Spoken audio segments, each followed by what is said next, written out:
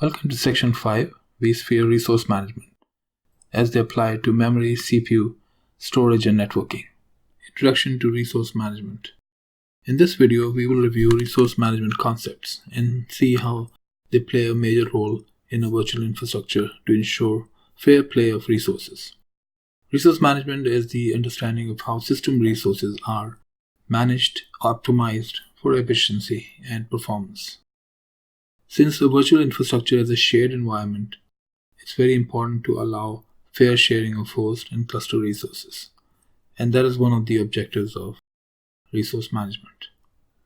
Resource management includes understanding of vSphere resources like CPU, memory, storage, and network, understanding of resource pools, DRS, clusters, admission control, and limits.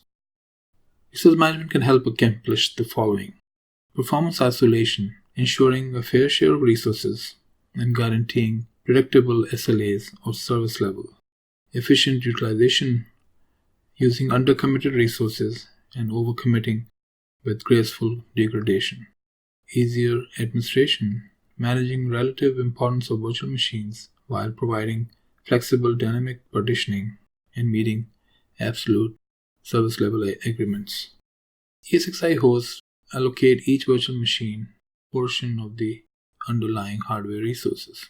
Some of the factors to consider include resource limits defined by the user, as an example, the configuration of CPU or memory, the total available resources for the ESXi host or the cluster, the total number of virtual machines that are powered on, and their resource usage, overhead required to manage the virtualization.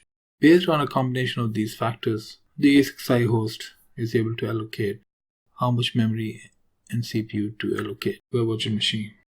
Resource management is the allocation of resources from resource providers to resource consumers. Resources include CPU, memory, power, storage, and network. Hosts and clusters, including data store clusters, are resource providers, while virtual machines are resource consumers. Resource pools, however, are a special case. They are both consumers as well as producers. And in the later slides, we will explain how resource pools are able to be consumers as well as producers. To summarize, overview of resource management and the key concepts and how resource management plays a role in ensuring fair sharing of resources. We looked at the overall goals of resource management, key resource management areas.